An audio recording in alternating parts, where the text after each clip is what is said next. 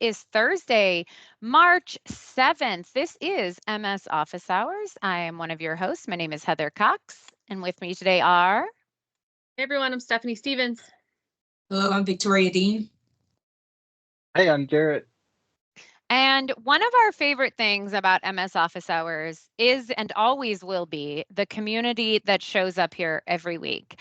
And Carlos reached out. And first of all, Carlos, I was unaware you were doctor. So, yay for that. And he said, hey, I've got this amazing stuff that I've worked on and would love to share it with the community. Would you be interested? And 100%, because we love, love, love when you guys come to us and want to share things. So the floor is all yours. We will turn our cameras and mics off, and we cannot wait to see this presentation.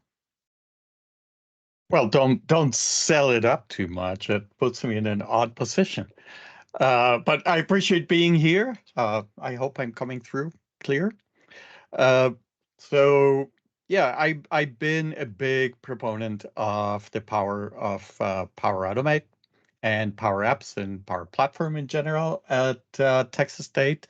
So what I'm going to show you is a solution I designed for one of our departments that handles a lot of travel requests and stuff like that. So this is their usual scenario, and I'm sure lots of you sympathize or understand these, right? They currently, whoever wants to travel sends an email to the admin reads it through, sends it to the chair. By the way, these can be personal travel, business mixed with personal, all those kinds of things. They then reply via email again, and then they go to SAP Concur, and everything ends up in a big folder somewhere in the ether. So did a couple of consultations with them, and what they wanted, we're going to go here, first is sort of the centralized one-point management space for these travel requests, and they wanted something that was kind of like a Kanban board. All the pending things would arrive in one lane, and then they would interact with that and approve it or deny it or approve it, and the things would move to another lane. So working off that, the proposed scenario was that there would be one SharePoint list that would hold the requests, and they would be classified accordingly. So let's take a look a little bit more at the more detailed scenario we came up with. So they start with the requester filling in a Microsoft form, and I'll show a form in a moment. That form then, instead of just being, holding the results in the Excel or using the form front end to go through them, with Power Automate does two things. There's a trigger in Power Automate that copies the form content into a SharePoint list and alerts the administrator that it's a new pending request. That the administrator then goes to a centralized Power app to process through, and when they process it, it automatically creates an email. Creates an email that then gets sent back to the user. It adds a couple layers to the thing, such as it calculates the budget for the journey or for the trip, and also allows them to include comments and actual approved budget versus what the traveler was budgeting. So I'm going to skip through this. So the scenario we came up with is a relatively simple but not common one when from the PowerApps side, which is where all the management happens. So we start with a single data source, single table that holds all this information. And what we have are really 4 galleries, 3 of which are filtered, but depending on the status of the of the request, and then one where they can see everything. The tricky thing here was also to say, well, we want to use one form to manage the content, no matter which lane or which gallery it comes from.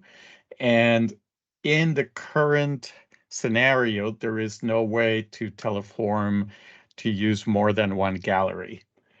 So the typical thing is to say, for form one, whatever item you're displaying, use gallery one or gallery name, whatever, dot selected. But that wouldn't work with 3 more galleries, right? So here's where variables come to the rescue. By the way, I generated this summary with Copilot. So I was only aware that I could use text or strings, numbers, or maybe date times and values in Power Platform variables or in PowerApps variables. But thankfully, I discovered that collections and especially records were also storable in the in a variable in PowerApps. So when one creates a gallery in PowerApp, one can use the onSelect property of that gallery to then set a variable to the selected record, which is the item in the gallery. And after doing that, you reset your edit form and you can set the form to edit and display your form and view the content in it. So let's take a look at what this looks like in practice. And this is my class presentation from last night. So this is the form. One of the cool things about this, I mean, this is a typical branching form. So let's just take a look at what that form looks like. By the way, this is like insight number one. One of the things that I like about using authenticated forms is that the forms collect your name and your email. But you see the fact that here I still have to type my name. And the reason is maybe one of you guys, Microsoft, can explain this to me or move this as a requested feature. Whenever we do Power Automate to move form information to a SharePoint list, we can get the requester's email, but the recorded name doesn't come over. So you always still have to ask for the name. We give a brief title here, so I'm going to say travel to Yucatan. Coverage plan, they always want to know, how you're going to take care of things while you're gone. So I'm just going to do that. So here we can either do personal. And with personal, it skips almost everything. And it sends you to just an explanation. And, when are you going to start? Oh, sorry, did I go back here? Yeah. And the end date for that. Whereas for business, you have to do travel destination city, departure date, return date, and then you do the whole, this how much it's going to cost. So I'm not going to bother you with that. So when the form is submitted, it triggers a flow.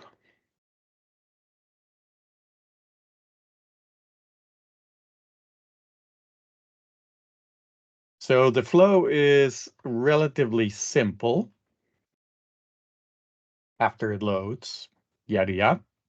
Okay, so we basically have when a new form is submitted, get response details, create item, and send an email.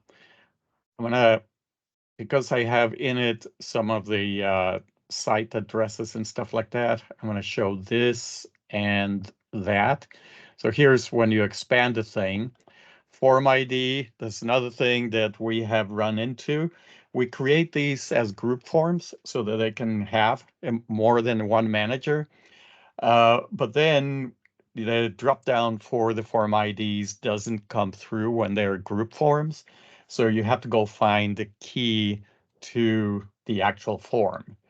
And that key you just look at the URL, and after it says ID, you copy and paste that into the form ID space. Normally, you can just look up the name on the pull down and get that. Once you have that as a trigger, you need to get the response details, enter that funky key ID again, and then you create your item in the SharePoint list.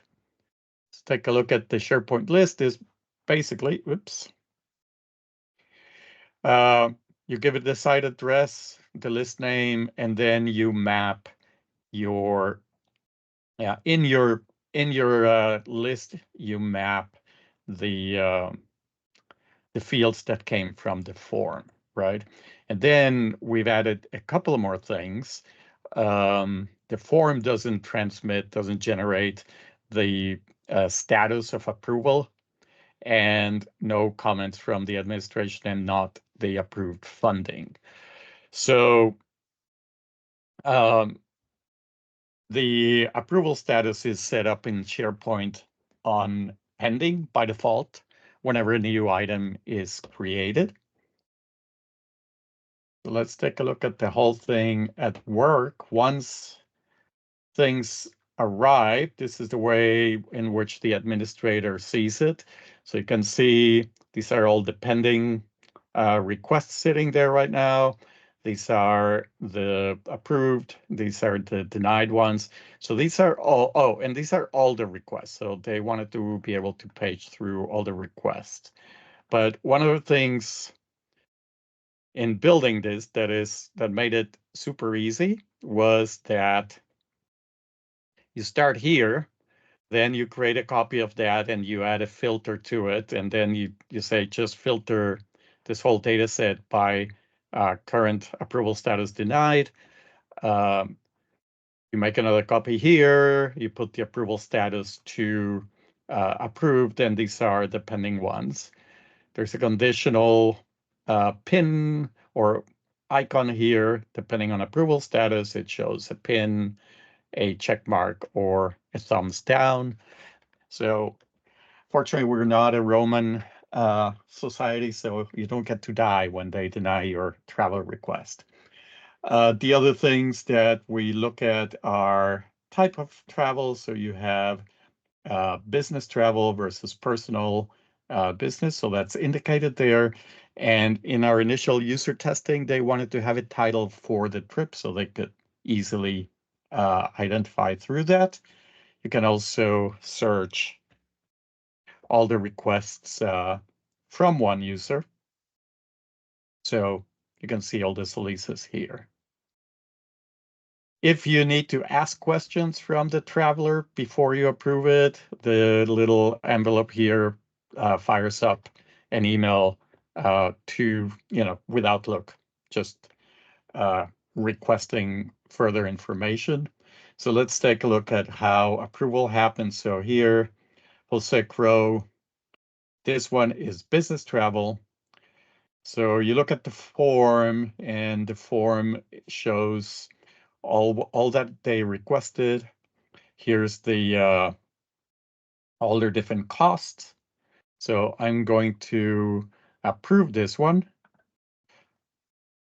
But and the funding, we look at, he asked for 905. I'm just going to be 875. And then there's a comment here I can make. When this gets clicked here, the submit button, that's what triggers that email back to the requester.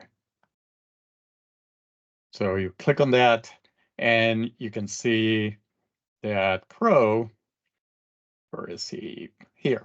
Now it's in the approved stack. Let's look at a personal request. So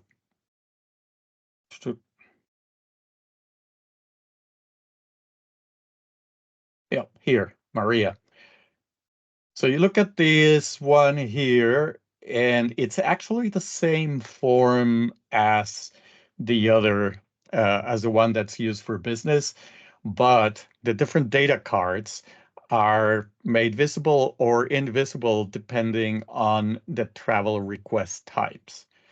So even here, there is no funding approval input because this is personal travel, so you don't need that.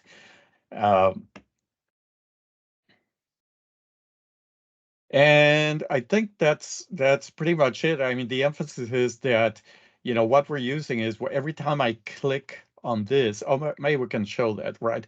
So when I click on this one, denied, and I'm going to close it. I'm going to go to my variables section, variables collections. Why? Okay. Oops. Well, okay, let's try that again. Well, that's interesting. Normally, you can see here your list of app variables and whatnot. So I don't know why that isn't showing, but you would see here the variable name. You would click on it. You could see the details where it's storing all the information around that variable. So if I click on this guy, this is the form that holds that information. I can see here, and then if we look at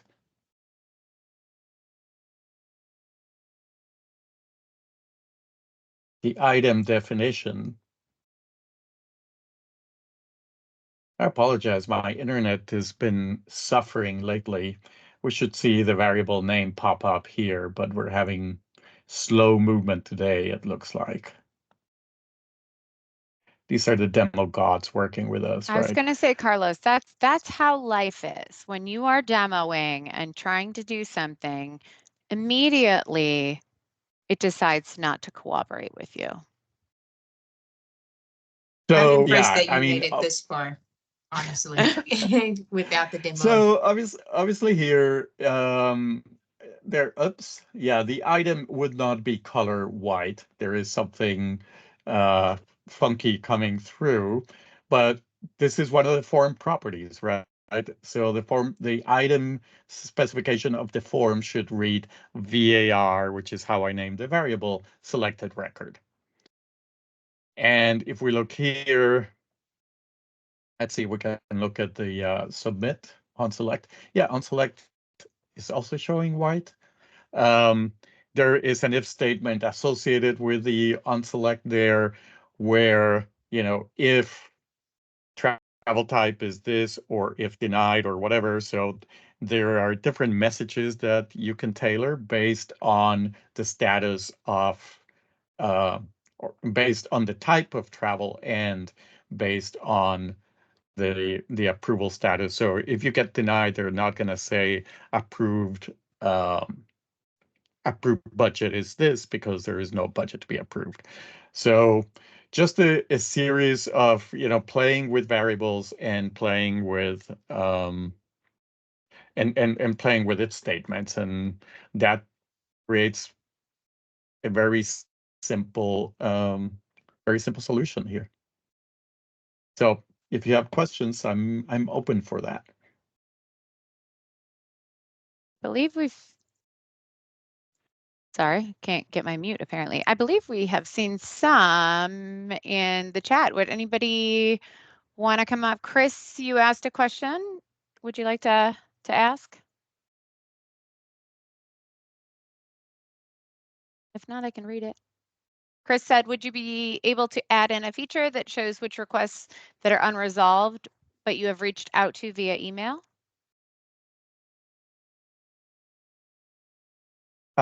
What do you mean unresolved requests? I do not know. Chris later said he's good. He's good. So, no. He has he was doing some other chatting in there, I think, getting some other answers. Edward's got his hand up though. Edward. Yeah, I was just with this setup, is that a Microsoft form that we're looking at right now? No, this is a PowerApps form. That's what I thought. Okay. But you got the data originally through a form and then fed it into the Power App. Right. So what Okay, Power okay. Power Automate comes and feeds the SharePoint list, and you Yeah. build your Power App with a SharePoint list as your data source. Yeah, no, I've done the form to SharePoint and the Power Apps, but I haven't seen this ability to lay out something as nice as this. We use Power Apps to take SharePoint lists and make the input forms and much more user friendly.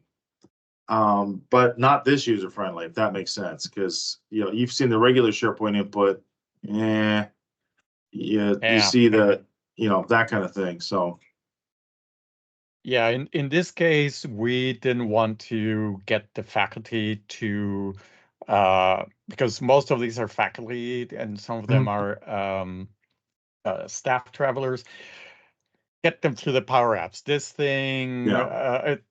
So this thing sits in the forms, and one of the things we have also done with the forms is to restrict access to the form to a 365 group, which only contains the people in that department. Got it. Thank you. Mm-hmm. All right. Any other questions? I know there was some chatter in the chat, but I don't know what got answered and what did not.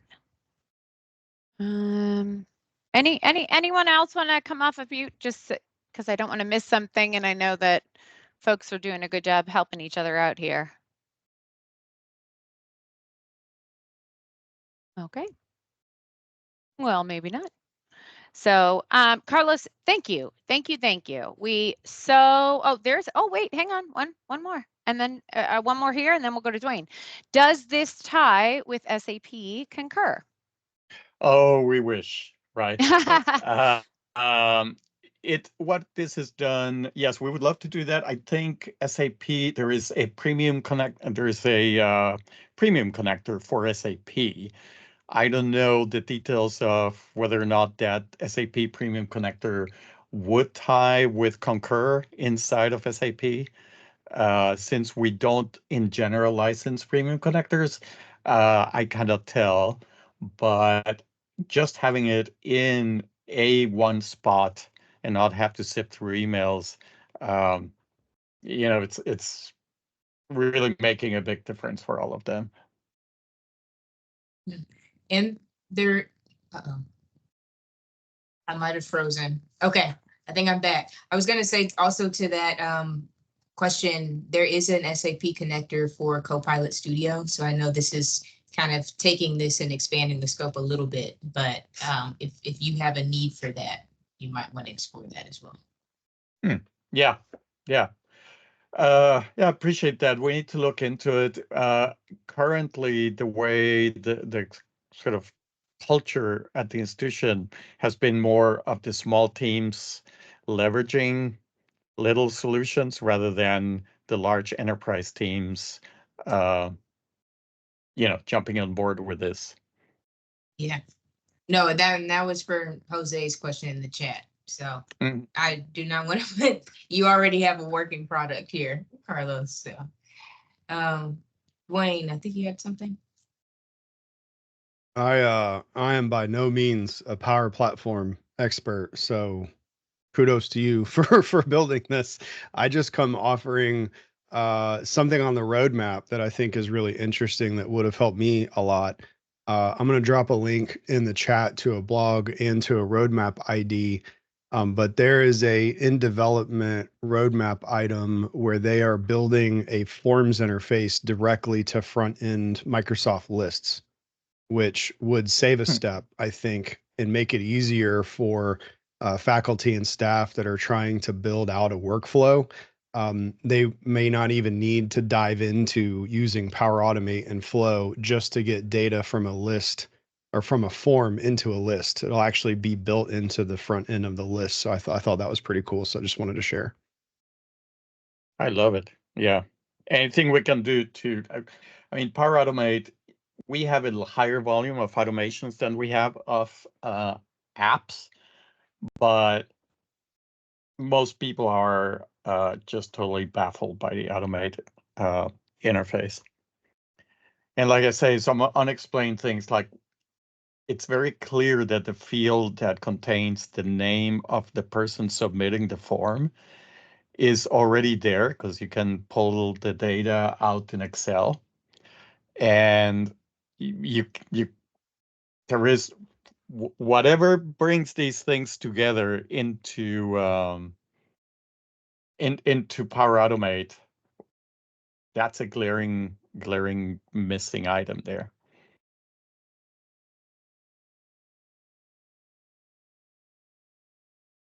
Awesome. Ooh, almost lost my voice there.